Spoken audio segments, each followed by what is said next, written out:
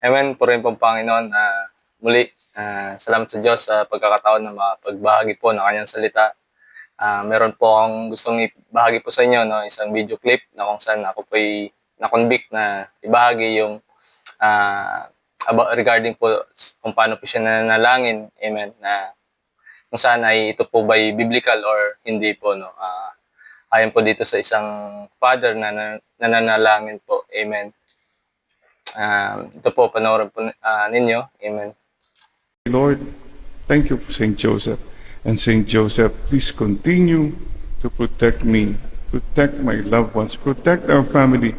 Saint Joseph, protect our beloved country, the Philippines. Protect us.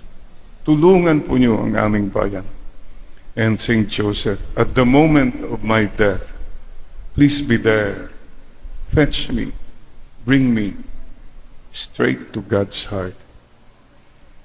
Salamat po, Saint Joseph. Maraming salamat po. Help us to be more and more like you. Doon po, no, medyo nangingilabot po yung aking balahibo, amen, about po doon sa kanya. Paano po siya nananalangin, amen. Una po ay minention niya po yung pangalan ng Diyos, amen. But nung kalaunan, no, after nun ay meron na po siyang minention na persona, no, kung saan ay humingi po siya ng gabay, ng kaligtasan, lalo na po ng kaligtasan ng Pilipinas, no.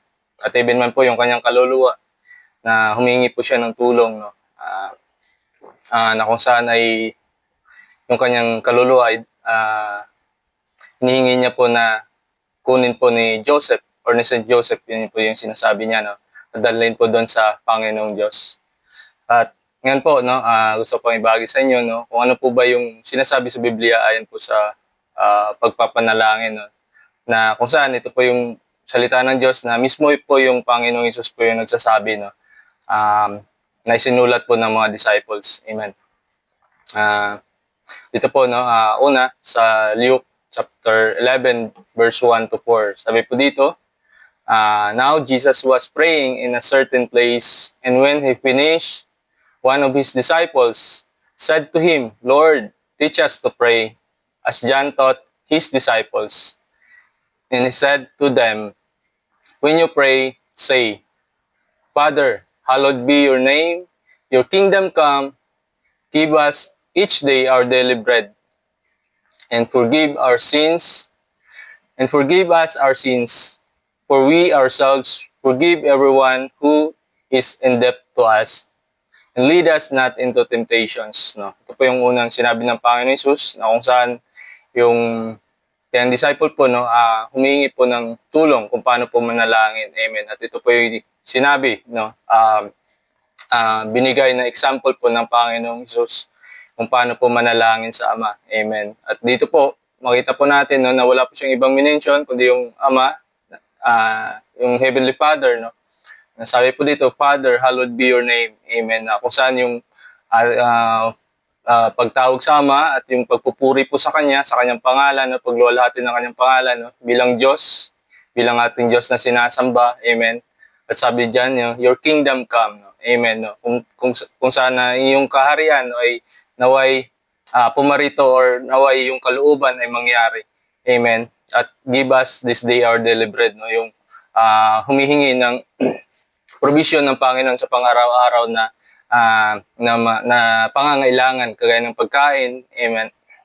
At dito naka-include din po yung paghingi ng tawad. Dahil nga po bilang nakakilala sa Panginoon, hindi po maiwasan na hindi ka po magkakasala. Even man po sa araw-araw na yung pamumuhay dito sa lupa, no, wala po ni isa na makapag 100% na pag once na siya po tumanggap sa Panginoon na hindi na po siya magkakasala, mali po yun, no? Dahil yung hanggang nandito ka po sa lupa, no, magkakaroon ka pa rin ng kasalanan, pero hindi na ganoon nung hindi ka pa po nakakilala sa Panginoong Diyos. Amen. At sabi dito, for we ourselves forgive everyone who is in debt to us. Amen. No? Na bilang sumasampalataya sa Panginoon na tayo rin or ikaw rin, no, na sumasampalataya sa Panginoon ay marunong magpatawad, no, dun sa nagkasala sa iyo. Dahil nga sabi nga doon sa 14, sa Matthew, no, 6:14, na kung saan kung pinatawad ka ng Panginoon, dapat marunong ka rin magpatawad sa iba. Amen.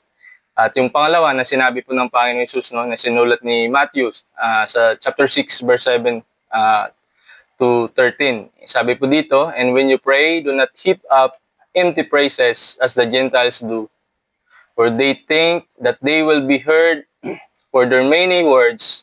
Do not be like them, for your Father knows what you need before you ask Him. Pray then like this." Amen. Sinabi po ng Panginoong Jesus, no?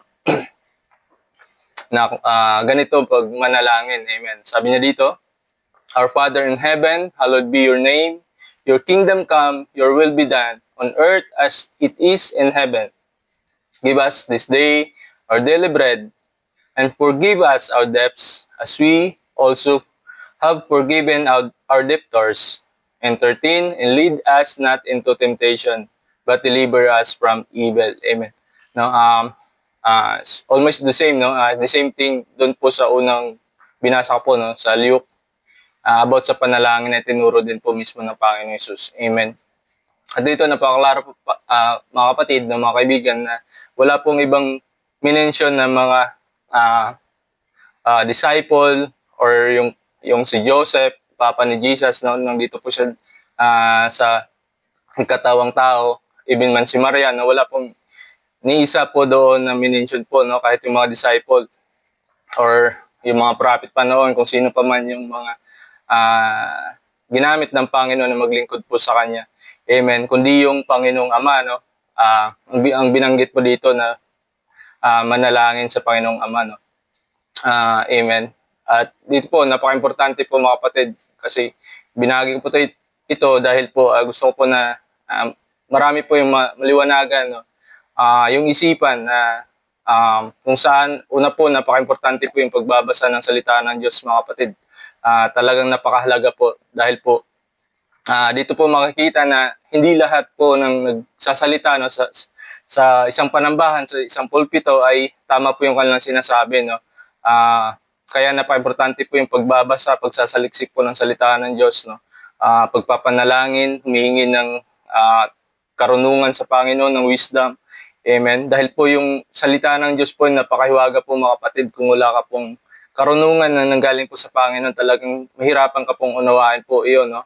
At kung wala pong may nagdi-disciple sa iyo, may nag-guide, hindi ka po matin ng gawain, ng mga disciple, no? Ng mga Bible study, no? Pagsamba, no? Mahirapan ka po na unawain po yung salita ng Diyos. Kaya ganda po pag umating ka po ng mga gawain, no? Lalo na po yung Bible study, no? Pagsamba, no? Diyan mo po maririnig yung mga explanation about sa Bible po, mga kapatid. Kaya dito po, no, napakaklaro na kung saan ay hindi po, wala pong minensyon na kahit sinong persona dito po sa lupa, no, na nilalang ng Panginoong Diyos. Amen. Kung saan ang minensyon lang po doon yung Ama, no, na nasa langit. At yun po, no, sa pagpanalangin, even nun po sa kay Jesus Christ ay pwede po tayong manalangin dahil po siya po yung Diyos, siya po yung binigyan ng authority ng Panginoon, no? Siya po yung ating kataas-taasang pari, na kung saan siya mismo din po, no, sa ibang verse na sinasabi niya, pag tayo po tumawag sa Kanya, no, sa Kanyang pangalan, no, didingin niya yung ating panalangin, no? Po-provide yung mga pangangailangan natin. Amen. Ganun po yung dito po, no, sa salita ng Diyos, no, na napaka-importante yung pagbabasa ng salita ng Diyos. At doon po, no, kanina sa narinig natin sa video, no, ay actually ano po, kung titignan mo is actually it's a blasphemy, no, kung saan yung pag-honor doon sa kinrate lamang ng Panginoon, no, at humingi ng kaligtasan, no, ng gabay, no. Ang nangyayari po doon ay nawawalan po ng bisa yung pag-aalay ng Panginoong Jesus, no, sa kanyang buhay doon sa cross ng Kalbaryo para po sa ating kapatawaran, no. Na siya pong nagligtas sa atin, no, na dahil wala pong ibang nag-aalay ng kanilang buhay, no, kundi yung Panginoong Jesus lamang po, no, na siya pong pinadala ng kanyang ama, no, para po sa atin na tayo po ay magkaroon ng kaligtasan, mga kapatid. Kaya yun po, no, napakalaga, makinig po tayo at magbasa po ng salita ng Diyos, mga kapatid. Hindi lang po sa makinig kung ano yung sinasabi ng leader, kung paano po yung magsamba, no. Lawakan niyo po yung pag-iisip dahil bigyan po tayo ng free will ng Panginoon, no, na mag-isip, no. Hindi po tayo kontrolado ng kahit sinong tao. Amen. Kaya yun po, mga kapatid, dahil po napaka-importante po dahil po as a believer, no, we believe na Jesus is coming soon, and kailangan po ng bawat isa po na mag-prepare, no, to prepare ourselves, no, sa pagharap po sa ating Panginoong Diyos, dahil po ang katotohanan ay meron pong judgment po na mangyayari, mga kapatid. Lahat po tayo ay harap po sa paghuhukom, no. At kung ikaw po ay hindi sumampalataya sa Panginoon, hindi po ka nakakilala sa Panginoon personally, no, hindi ka po sumunod or namuhay na ayon po sa kanyang salita, no. Noon po, isa lang po yung patutunguhan doon po sa impyerno, no. Pero kung ikaw ay po naging tapat sa Panginoon, sumunod po sa kanya, no, nakinig ng kanyang salita, no, sigurado po na matatanggap mo po yung buhay na walang hanggan, mga kapatid. Kaya lamang po, mga kapatid, God bless po sa lahat. Amen.